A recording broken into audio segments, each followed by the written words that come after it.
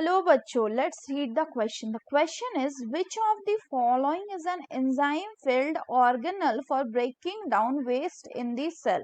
A में है lysosome, B में है क्लोरोप्लास्ट, C में है माइटोकॉन्ड्रिया एंड D में है गोल्गी बॉडी. तो आइए देखते हैं हम इसका की कंसेप्ट. तो अगर हम बात करें इसके की कंसेप्ट की, तो इसका की कंसेप्ट हो जाएगा enzyme filled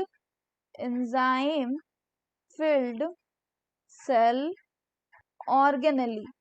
तो अगर हम फर्दर बात करें तो अब एक एक करके हम सबको देखते हैं. सबसे पहले अगर हम बात करें बच्चों लाइसोसोम्स की, तो लाइसोसोम्स को हम क्या कहते हैं?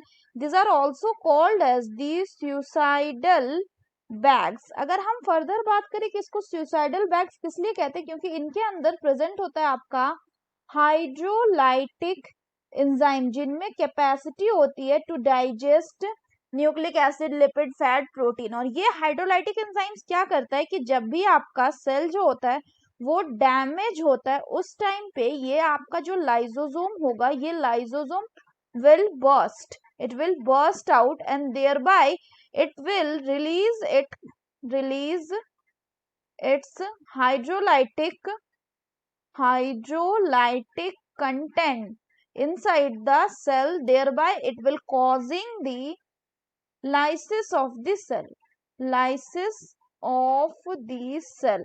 तो इसीलिए इसको हम क्या कहते हैं? इसको हम कहते हैं सुसाइडल बैग्स. यहाँ पे अगर हम फर्दर बात करें एक रफ डायग्राम की, तो आपका जो लाइसोसोम होता है बच्चों, ये कुछ इस तरह का होता है. यानी this is a lysosome, it is a membrane bound organelle. So this is covered with membrane. इसके अंदर आपका प्रेजेंट होता है क्या? Hydrolytic enzyme. तो यहाँ पे अगर हम लेबलिंग करें तो ये क्या हो गया? This is the membrane, this is hydrolytic enzymes. बाकी अगर हम बात करें बच्चों ऑप्शंस की, तो बाकी में बोल रहा है क्लोरोप्लास्ट. क्लोरोप्लास्ट जो होता है इसमें क्या प्रेजेंट होता है? So chloroplast is a plant organelle. ये प्लांट सेल का ऑर्गेनल है, प्लांट सेल ऑर्गेनल है, जिसमें प्रेजेंट होता है ग्रीन कलर का पिगमेंट, उसको हम क्लोरोफिल बोलते हैं.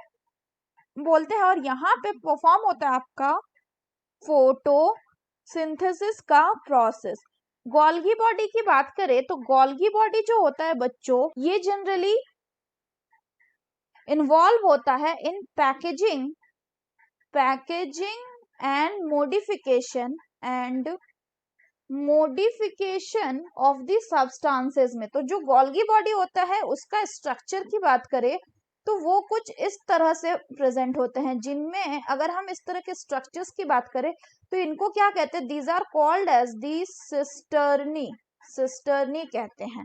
नेक्स्ट बात करें तो नेक्स्ट बोला गया है माइटोकॉन्ड्रिया का. तो माइटोकॉन्ड्रिया का अगर हम रफ डायग्राम देखें तो माइटोकॉन्ड्रिया भी एक डबल मेम्ब्रेन स्ट्रक्चर होता है बच्चों. इस तरह का ये क्या है?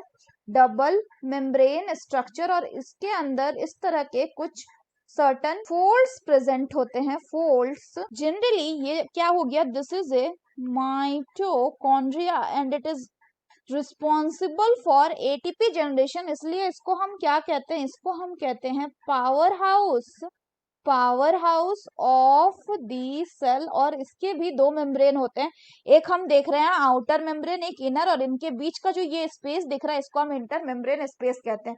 और अंदर वाले पोर्शन को हम क्या कहते हैं? That is called as the lumen. So यहाँ पे बोल रहा है कि कौन सा जो है एंजाइम फिल्ड ऑर्गेनली है जो कि हेल्प करता है ब्रेक डाउन वेस्ट को ब्रेक डाउन करने में in the cell. So the correct option will be option A, that is lysosome. So that's all for the question बच्चों. Hope you understood it well. Best of luck.